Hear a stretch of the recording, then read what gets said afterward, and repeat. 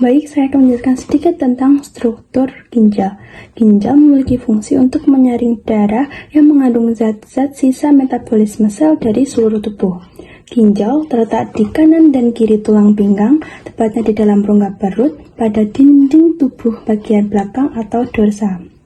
Nah, ginjal sebelah kiri letaknya lebih tinggi daripada ginjal sebelah kanan.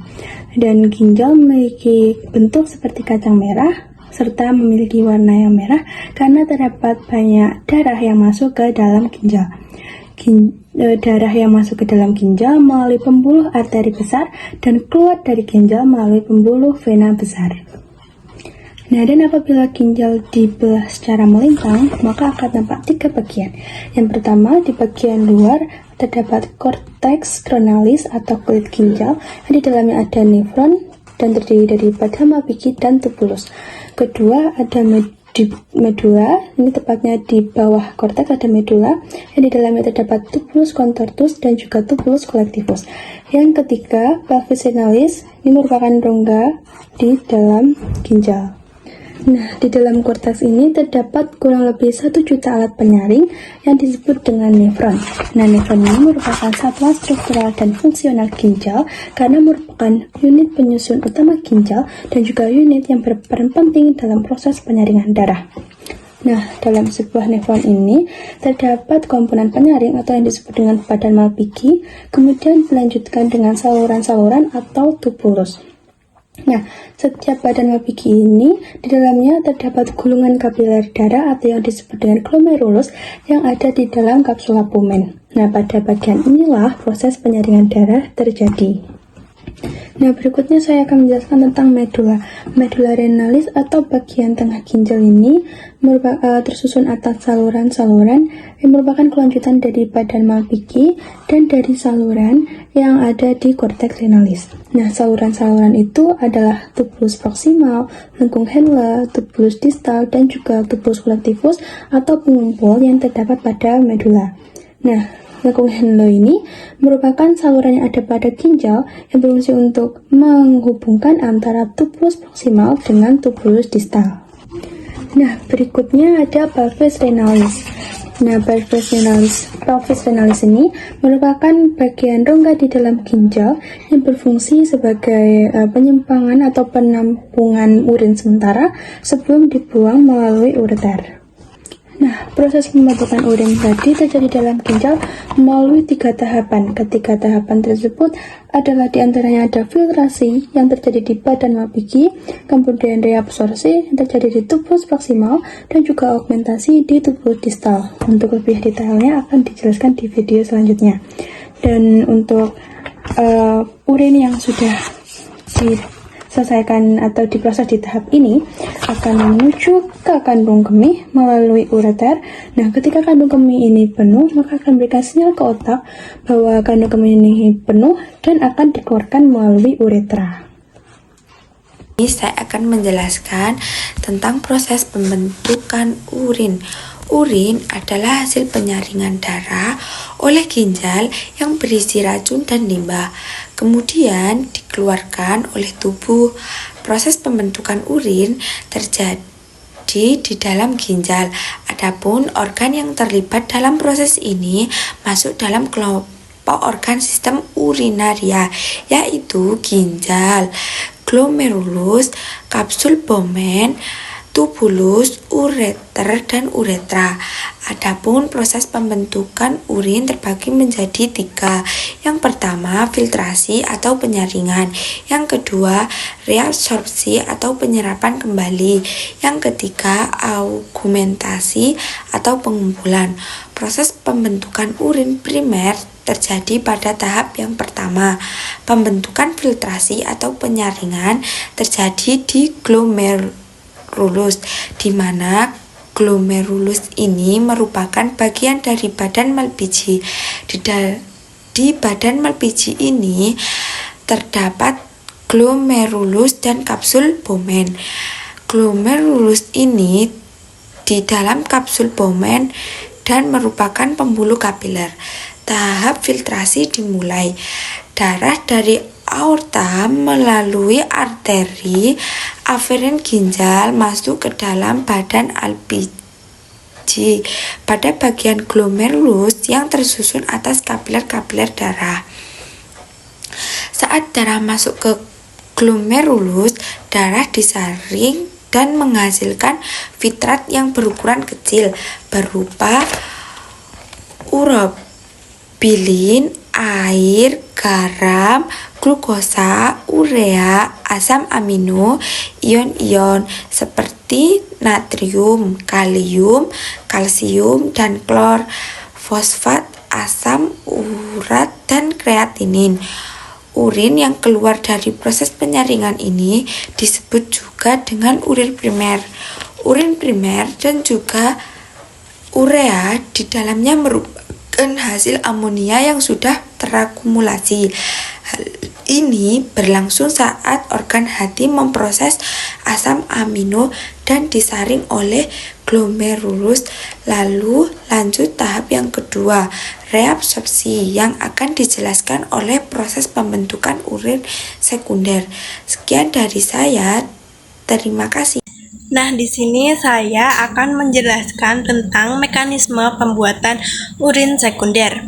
Perlu kalian ketahui bahwa urin sekunder dihasilkan pada proses reabsorpsi. Apa sih reabsorpsi itu? Jadi, reabsorpsi adalah tahapan dalam pembentukan urin melalui mekanisme penyerapan kembali zat yang diperlukan oleh tubuh. Proses reabsorpsi ini berfungsi untuk mempertahankan komposisi air serta garam dalam cairan tubuh.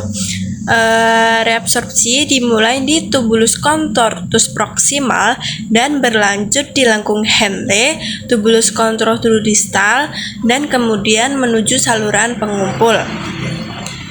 Setelah mengalami proses filtrasi, urin primer yang mengandung terdapat zat-zat yang dibutuhkan oleh tubuh diserap kembali dalam tubulus contortus proximal.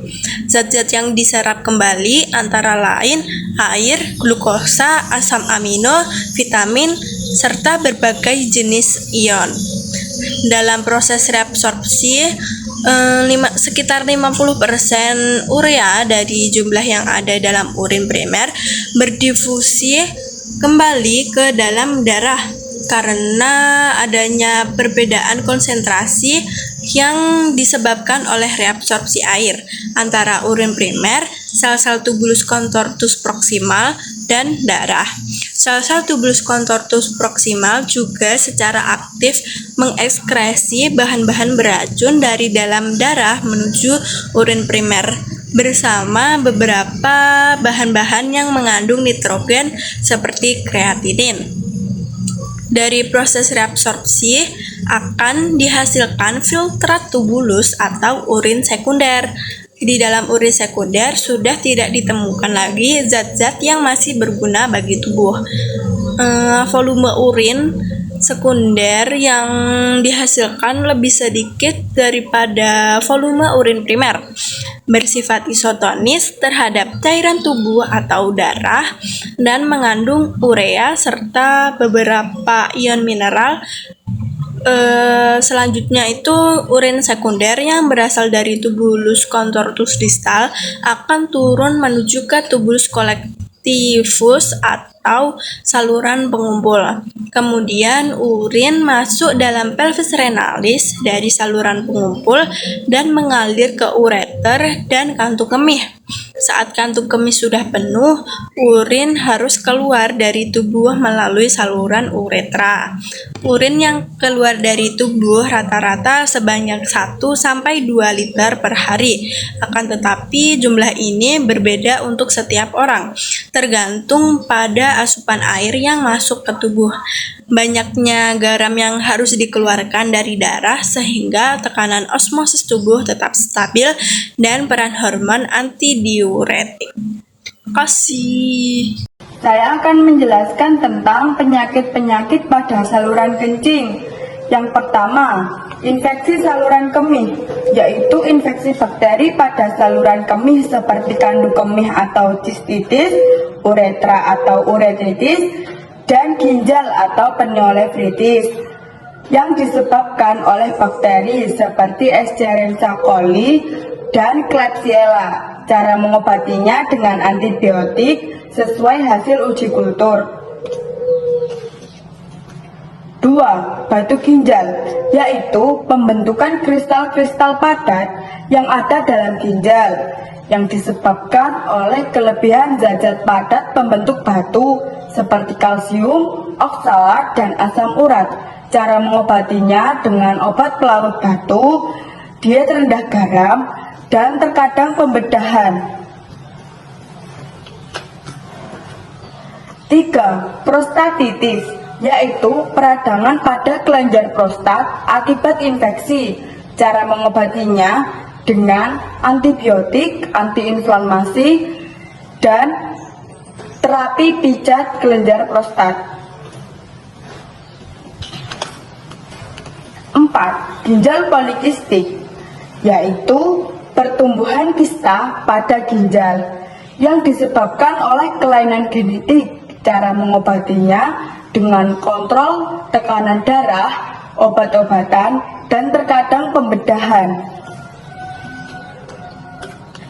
5. Hiperplasia prostagina, yaitu pembesaran pada kelenjar prostat akibat proses penuaan. Cara mengobatinya dengan obat-obatan, terapi laser, dan terkadang pembedahan. 6. Kanker ginjal, yaitu pertumbuhan sel-sel abnormal pada ginjal yang diakibatkan oleh kelainan genetik dan faktor lingkungan. Cara mengobatinya dengan pembedahan, kemoterapi, dan radioterapi. 7. Nefropati diabetik, yaitu kelainan pada ginjal atau kerusakan pada ginjal akibat komplikasi diabetes yang tidak terkontrol. Cara mengobatinya dengan mengontrol gula darah, obat-obatan, dan terapi pengganti ginjal. Sekian dari saya. Wassalamualaikum warahmatullahi wabarakatuh.